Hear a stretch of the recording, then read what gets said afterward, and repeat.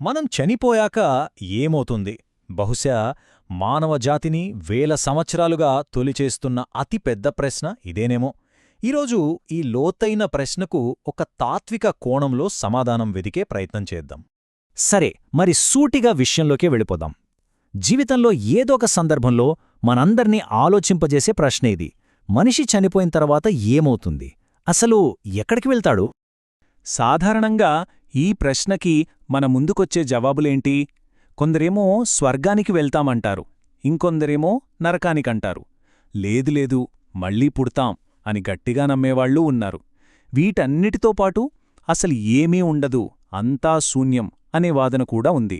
చూశారా ఎంత అనిశ్చితి? అయితే మన ప్రాచీన ఋషులు, జ్ఞానులు చెప్పే సమాధానం అది వీటన్నిటికీ పూర్తి భిన్నమైనది. మన ఆలోచనా విధానాన్నే తల క్రిందులు చేసేస్తుంది. వాళ్ళు ఏం చెప్తారో తెలుసా? వాళ్ళు చెప్పేది ఒక్కటే మాట: నీవు ఎప్పుడు పుట్టలేదు మరియు నీవు ఎప్పుడు చనిపోవు. ఒక్క నిమిషం, ఏంటిది? ఈ మాట వినగానే మనసులో ఎన్నో ప్రశ్నలు మొదలవడం ఖాయం.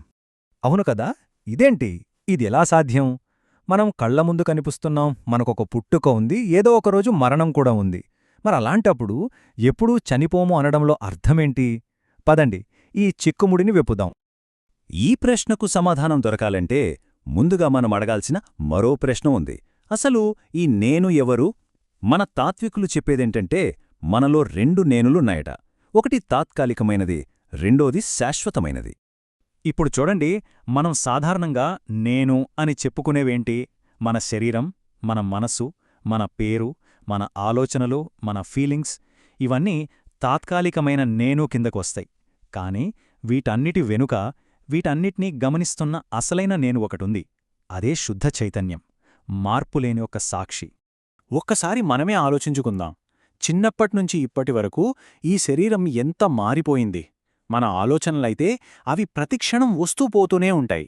కాని ఈ మార్పులన్నిటినీ గమనిస్తున్న ఒకటుంది గదా, ఆ గమనిస్తున్న స్పృహ, ఆ సాక్షీభావం, అది ఎప్పుడైనా మారిందా? లేదు.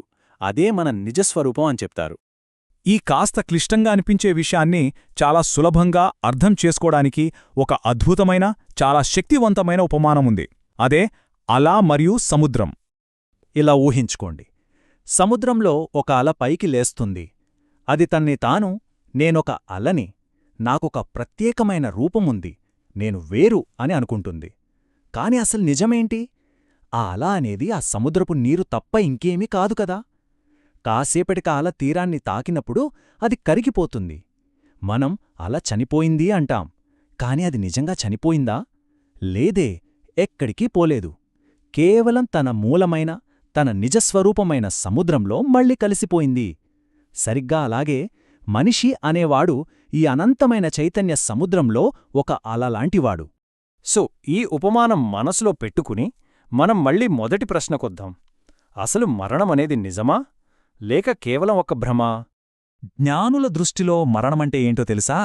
ఈ శరీరమనే సాధనం పనిచేయడం ఆగిపోతుంది. మనస్సు, దానితో పాటు ఆలోచనల ప్రవాహం ఆగిపోతుంది. నేను ఈ శరీరాన్ని, నేను వేరు అనే అహంభావన కూడా కరిగిపోతుంది. కాని వీటన్నిటికీ మూలమైన ఆ చైతన్యం, ఆ అసలైన మనం, దానికి ఏ మార్పు ఉండదు. అది ఎప్పటికీ అలాగే ఉంటుంది.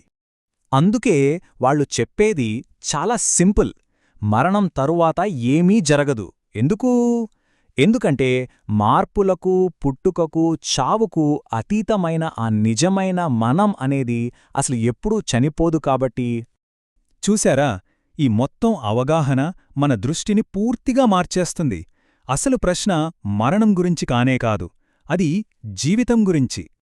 మనం ఈ మొత్తం ప్రయాణాన్ని నేను చనిపోయాక ఏమవుతుంది అనే ప్రశ్నతో మొదలుపెట్టాం. ఇది అందరినీ వేధించే ప్రశ్నే.